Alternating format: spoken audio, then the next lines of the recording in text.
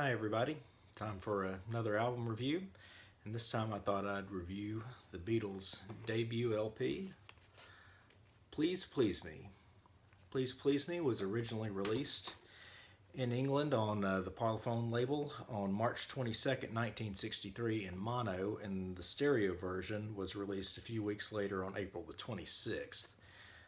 In those days, mono was much the preferred format, so the stereo was produced in much smaller numbers and released at a later date, as it was considered more for hi-fi enthusiasts, and it was thought that the rock and roll crowd would go more for the mono version, and that's what the Beatles' intended mix was. The stereo was more made as an afterthought, but this album is an absolute keystone in the history of British rock and roll music.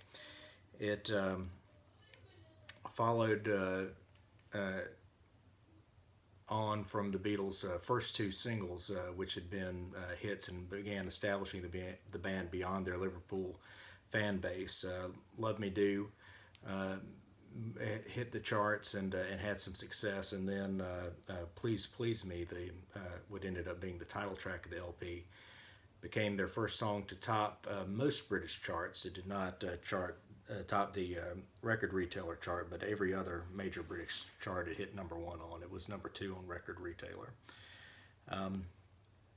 And so it was decided to follow up the success with that single with a full LP. And in order to produce the 14 songs needed for an LP that the British market demanded, they decided to take the A's and B's of the first two singles to provide 4 tracks, and then record 10 additional songs to make up the album. And so it's always kind of interesting to me when you hear discussion, especially comparing the Beatles' British LPs to the American LPs, and the thought in America by the record company is, hit singles make hit albums, and so singles were always included on the albums. And the Beatles' position was supposed to be, the single is something else. We don't want to make people buy the same thing twice, and so the singles wouldn't appear on the albums, except that that's not really true. The one thing they did not do, which occasionally happened in America, was they did not issue a single containing tracks that had already been released on an album. But there were a couple occasions where they issued a single containing tracks that were on an album the same day, and a couple of occasions, such as this one, where they took previously issued singles and repeated them on an album. So to me, I don't know if there's a whole lot of difference in that as far as the integrity argument goes, but maybe that's a discussion for another day. Let's talk about this album. As I said, this was an absolute cornerstone in British rock history. It was a turning point for the LP format in Britain.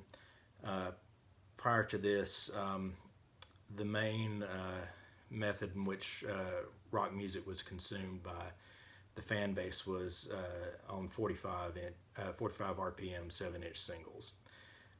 That was the big thing. 2 great songs. One side pushed as the A side that would be pushed for the hit and for radio play, and churn out a single every 3-4 months. However, even before Please Please Me, LPs were beginning to make headway in the rock world. Elvis had a big LP come out in England that had gone to the top of the charts.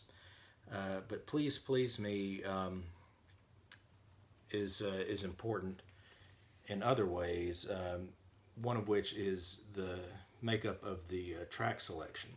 As I said, 14 songs on here. 6 of those are cover songs. The other 8, including the 4 previously issued A's and B's, are original songs written by Lennon and McCartney, or as they're credited on this LP, McCartney and Lennon. And the album was a big success at the time. I'm just going to refer here to Bruce Spizer's Beatles for Sale on Parlophone Records, which is a great book I recommend. Um, but he notes that the album entered the record retailers' Britain Top 20 LPs chart at number 8 on April the 4th, while the Please Me 45 was at number 11 on the singles chart. And then from there, the album moved its way up to number 1. It hit the top spot on May the 9th, and then it remained number 1 for 30 consecutive weeks on the chart, which is just amazing to think about. It's basically 7 months in a row. This was the number 1 album in England in 1963, and its reign at the top lasted until its follow-up album with the Beatles replaced it at number 1.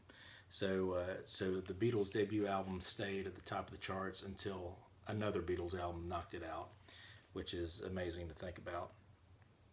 But that's all well and good, how historically important it is, what an impact it has on the time. How does it hold up today as an album?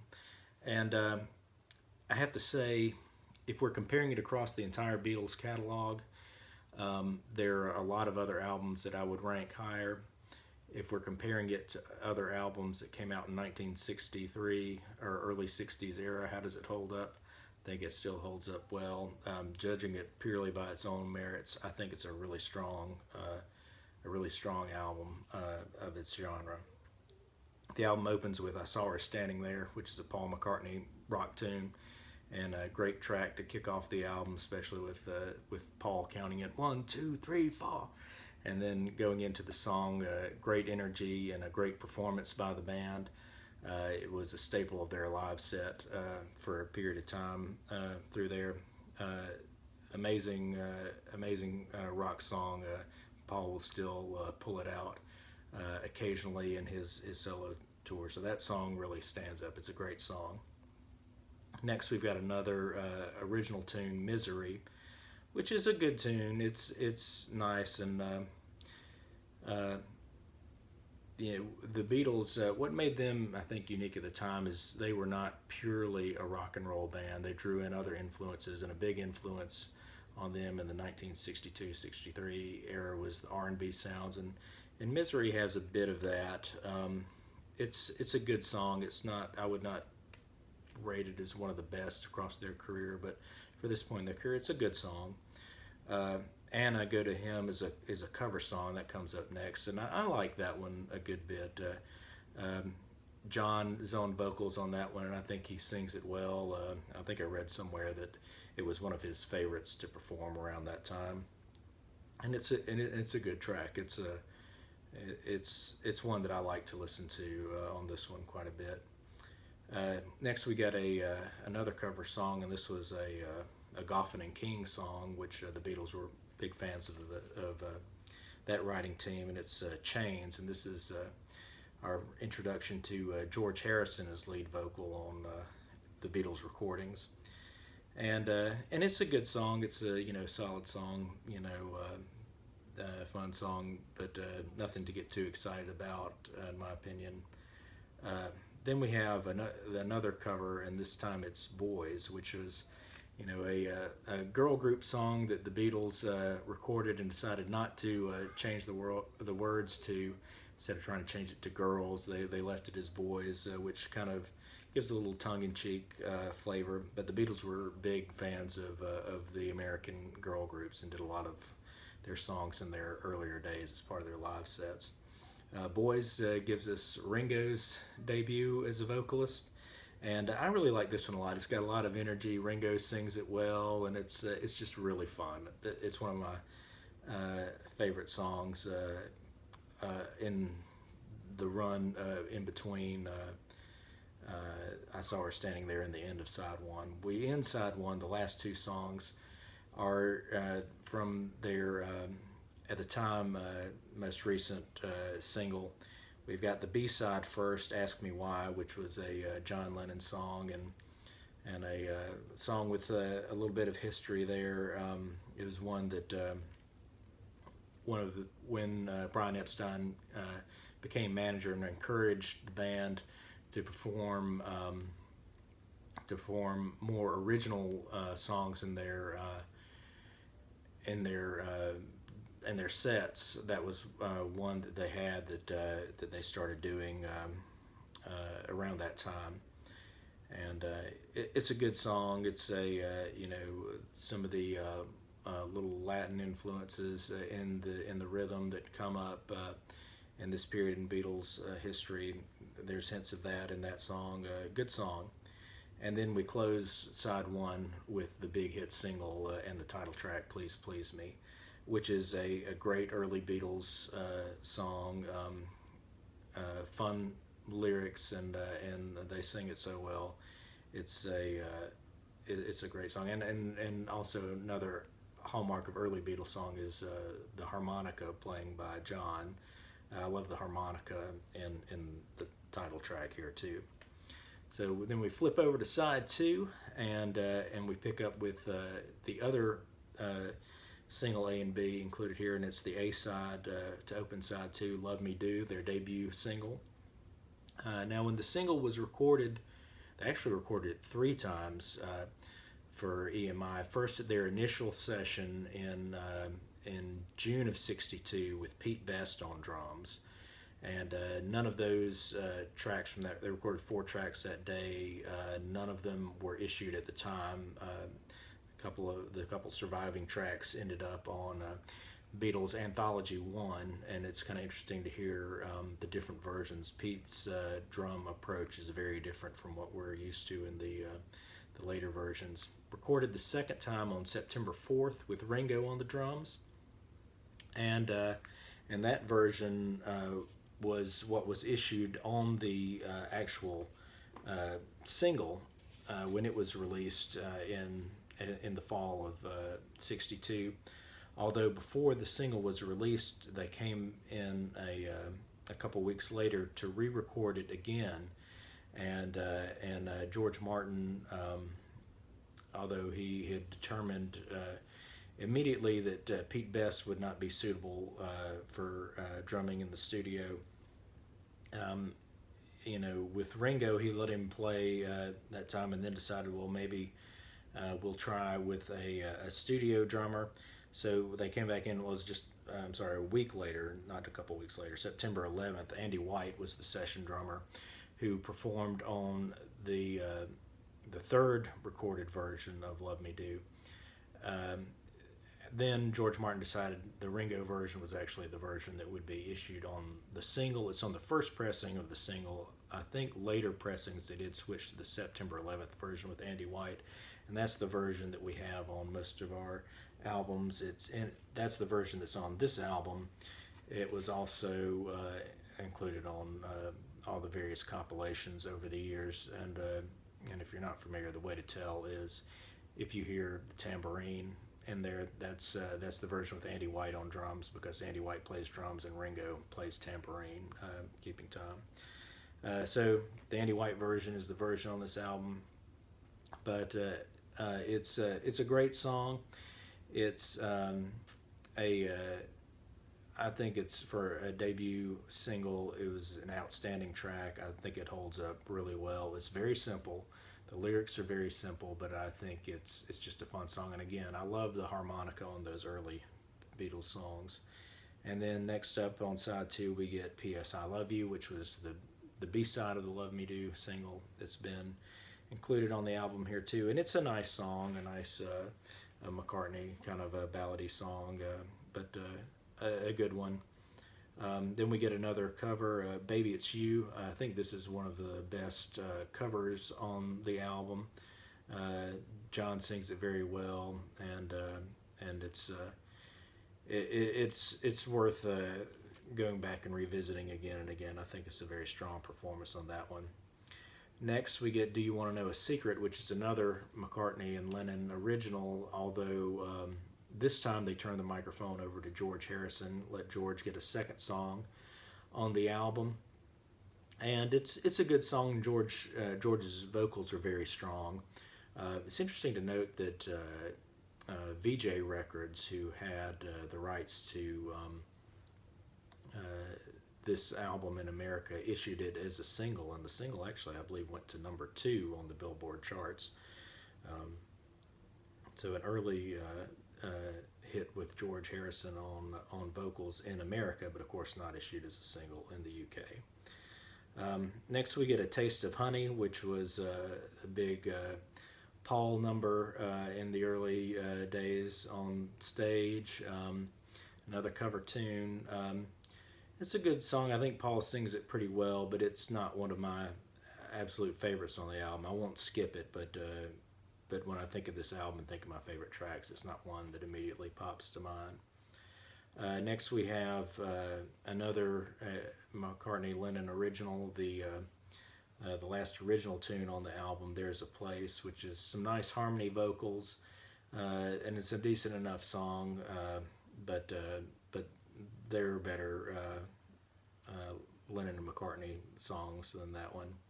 But then they close it out with an absolutely outstanding rocker, and that's their cover of Twist and Shout. They took the great Isley Brothers song and really made it their own, and it's just got so much energy and so much power. And John Lennon's vocals are outstanding on this, just totally amazing. And it's the first take that we hear. They recorded 2 takes, but the second take, John's voice was gone, so they used the first take, and just the rawness and all the energy and the performance. It is such an outstanding song, and to me the best track on this album. And of course it's held up over the years. I mean, you think of the great scene in Ferris Bueller's Day Off where they play it during the parade. But yeah, outstanding. So overall, the album opens really strong with I Saw Her Standing There and ends amazingly well with Twist and Shout. And in between, several good tracks. Actually, both sides open and strong with I Saw Her Standing There and Please Please Me on side 1, and then Love Me Do and Twist and Shout on side 2. Lots of great songs in between, although the Beatles would do much better on subsequent albums. Still, if you like 60s rock and roll and you like the Beatles, it's an absolute must-own and a truly outstanding example of what rock and roll was like and what rock and roll could be in the early 1960s. So I'll wrap up my reviews. I like to go through where I have multiple copies of an album, do a quick tour through the collection. So my vinyl copy, the only copy I have on vinyl is this one. This is the 2012 reissue of the album, which was based on the 2009 remasters, and it's in stereo. I mentioned about stereo and mono being the preferred format. I don't have a strong preference. I mean, I'll listen to either one, and I'm not fussed enough to go out and hunt down a mono vinyl copy. So when I'm home and I'm listening to vinyl, it's the stereo, and I'm totally fine with that.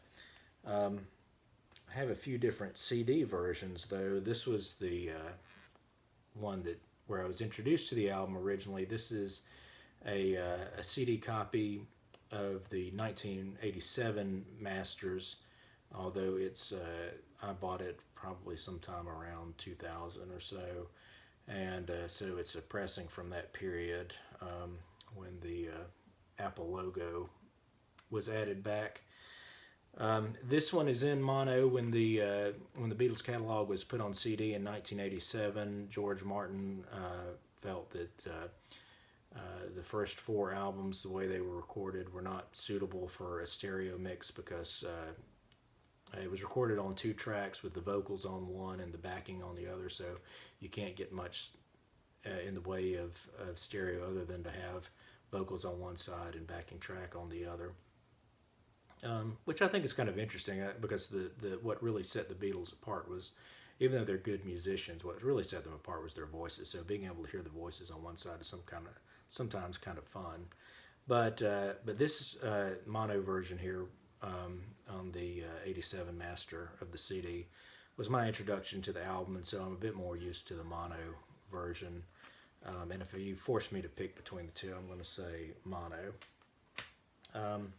Then also on CD, I've got, of course, in 2009, they remastered the catalog. Here's the stereo remaster.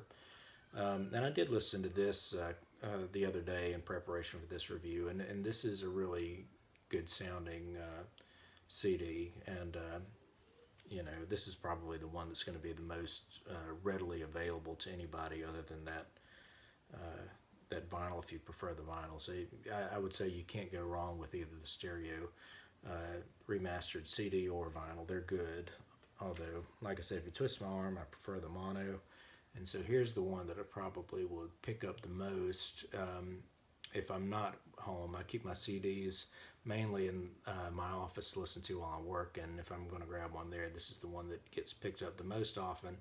This is the 2009 mono remaster from the Beatles in mono box set, and it sounds excellent. It has that great strong mono mix punch, and if you don't have the Beatles in mono CD box set, definitely consider making that a purchase. And then the last one I have, this one is an interesting one. This is Please Please Me on cassette. When the Beatles catalog was standardized for the world using the UK albums in 1987, in addition to the CD releases, the cassette versions were also released in the U.S. and elsewhere. But what's funny about the cassettes was they would jumble the running order. It used to be a thing where I don't know if it was necessarily a cost-cutting measure where they were trying to cut down on the amount of tape used, or if they thought that the buyers would be frustrated if they had to fast forward through too much dead space at the end of one side or another. But all the Beatles cassettes, the running order on the cassettes vary from what you have on the original albums, which is what the CDs also followed, and they're jumbled in an effort to even out what's on the two sides. And just to give you an example, I won't read through the whole list, but just this will give you an idea. On the Please Please Me cassette, whereas the album opens with, again, that strong opener, I Saw Her Standing There, the cassette opens with Misery, which is really an odd choice to open the album. I Saw Her Standing There is on side one, but it's fifth in the running order, and that really makes you wonder why they bumped it so down in the running order. If it's going to be on side one anyway, why not leave it in the first position? But they've got I Saw Her Standing There fifth, and they close side one with Baby It's You. And then side two, you still have Please Please Me and Love Me Do back to back, but whereas if you're listening on the album, Please Please Me in side one, you flip it over and start side two with Love Me Do. Here they're the first two songs on side two, but they still made the right decision on ending it by leaving Twist and Shout as the final track. So that saves that. They at least got that part right. But if you like cassettes, the Beatles cassettes are fun to check out just for the totally jumbled up running order and seeing some of the bizarre choices that are made. But there you go. There's my review of Please Please Me and tour through my collection. I hope you enjoyed it, and I'll see you again sometime soon. Thanks.